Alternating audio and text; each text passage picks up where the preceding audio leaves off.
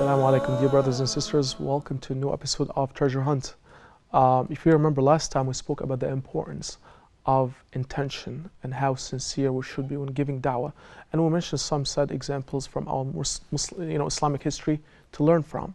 Inshallah, in this episode, we'll be mentioning a very important characteristic, which is, if you recall, I mentioned there are two prerequisites for any action or deed to be accepted in Islam by Allah. The first one is the person, when he does it, I'm talking about righteous deeds, he should do it for Allah's sake. Second one, he should do it according to the Quran and to the Sunnah, meaning with knowledge.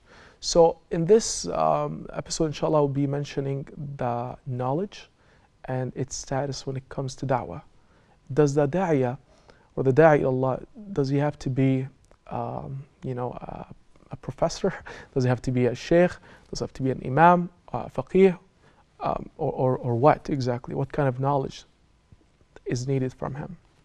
So knowledge here, the scholars, they say that the person who calls and invites mankind to Islam, he should be aware and knowledgeable about the basics of Islam. He should be able to explain what is Islam in simple terms to the non-Muslims, and should be aware of the, as I said, the basic things like the pillars of Iman, or you can call it articles of faith. We should be aware of the pillars of Islam and what scholars they call al-ma'lum wa din bid-darura, meaning things which should be known, by each follower of the religion. So here's the thing: when it comes to knowledge, subhanallah, I'll give you an example also how I did last time to tell you like how the knowledge of prioritizing things in Islam could be really, really important for the da'iyah. Here's the thing: when Muslims went to Africa, they went all the way to Central Africa. Subhanallah, at that time, that colony was actually occupied by the British. It was basically an African kingdom, and its followers were like tens of millions, and they were ruled by an African king.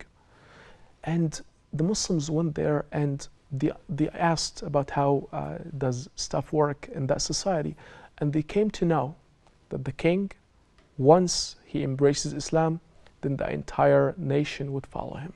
So they said, instead of giving da'wah to the people, let's give da'wah to the king. Maybe Allah subhanahu wa ta'ala will open his heart, and if he embraces Islam and he becomes a Muslim, then the entire nation will become Muslims. So it was a great idea. So they went there and they spoke to the king. They explained Islam, and of course at that time those people and the king, their ruler, was a pagan, following African pagan ideology. And after speaking with him, he really liked Islam. He liked what Islam teaches, what Islam preaches, and he liked all the values pretty much. And he decided to become a Muslim. But subhanallah, a very unfortunate thing happened, because those da'is, mashallah, they fulfilled the first prerequisite, which is sincerity. They were very sincere, and they really worked so hard. They went all the way to Central Africa.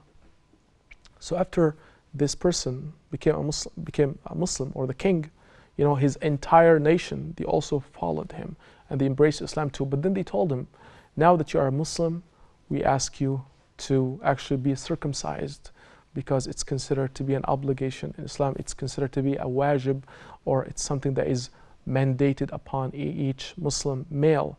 So the African people at that time, they actually believed that the body of the king is holy and he cannot touch it. So we're talking about something that it's very, very awkward position here. And they finally, decided no. The king said, I'm not going to put myself through this. And the people also rejected the idea altogether. Subhanallah. And who heard of what was happening? And I'm saying, like, this kingdom in today's world actually, or it used to be named Zaire, if you recall, the famous match that happened in the 70s over there between Muhammad Ali Clay and his opponent. It happened in Zaire. where he did beat Foreman, if you remember. For those of you, of course, who are alive, but it's a very famous match. It happened actually in Zaire, which is in today's world named Congo, or the Republican, or the Democratic Republican of the Congo. So it was, according to the estimation of the scholars at that time, they said Zaire was like in the hundreds of millions of followers. So now we're talking about over 100 millions, because these countries were divided.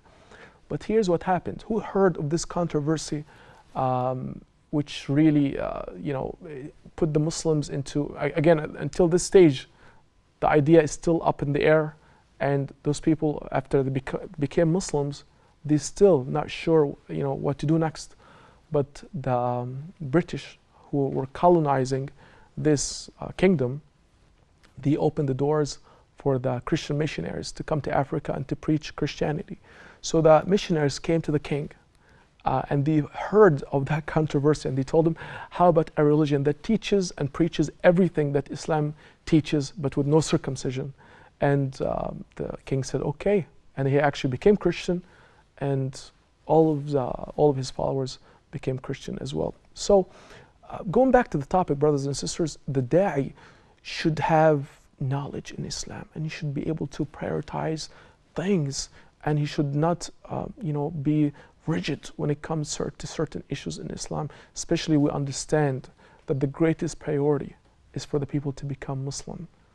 And remember that for 13 years, over 13 years, the companions of the Prophet ﷺ, the most honorable generation, the most noble generation, I'm talking about in the world, they were in the company of the most honorable Prophet.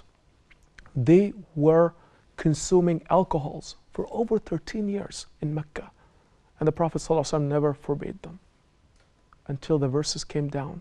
All these ahkam, all the rules, the Islamic law, the majority of it was actually revealed in Al-Madinah. There was a lot of things that were happening during the Meccan era, but then the Messenger of Allah ﷺ was just teaching people the Iman, teaching them Islam, opening their hearts, softening their hearts, and just working on, just educating the Muslims, and really making sure that the Iman gets to the heart, and to be, their hearts to be solid upon this beautiful faith. Because once the Iman is here, everything else would be easier. And if the hearts love you, they would love your da'wah. Always work on the hearts, always. Because, it's very sad to see, like these days, some of the Muslims who, when they call non-Muslims to Islam, or even their fellow brothers and sisters in Islam, they always give it in a very aggressive manner. They are very rigid, they are very aggressive. At the same time, they do not use wisdom. So I'm saying here, dear brothers and sisters, let's, inshallah, when we give da'wah, let's purify our intention and also have knowledge. Talking about knowledge, that will bring us to the third characteristic of the da'i Allah, the caller who calls people to Islam, which is knowledge of the culture. The da'i Allah should be able to determine the do's and don'ts of that culture, because he could be the greatest scholar of Islam, but then he does not know what's considered to be shameful in that society. He does not know what's what to ask, what not to ask, and he just goes and straight gives da'wah like this without learning about the culture. So knowledge of the culture is extremely, extremely important. And as I said, in the story of the African kingdom, had they known the culture, those guys, and knew that the body, or their king basically is considered to be a divine and his body is holy, they would not have asked about such a thing. But the da'i must understand the knowledge of the culture, and so that he can utilize that when he gives da'wah to the people. And that will make it so easy. That brings us to another characteristic, which is, if you remember in the first episode, we mentioned, ادعو إلى سبيل ربك بالحكمة. Subhanallah, after Allah subhanahu wa ta'ala gave us that command, He told us, when you call mankind to Islam, make sure that you use wisdom. And what's the meaning of hikmah?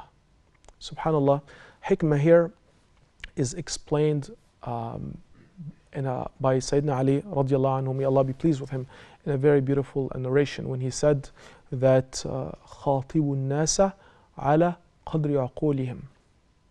Talk to people according to their understanding. Otherwise, you'll cause those people to deny Allah and His Messenger. So, hikmah, it means to be able to convey the message of Islam to the audience, based on their backgrounds, based on their personalities, based on their education, and so on and so forth. And the best way to gain al-hikmah is by reading the Sunnah.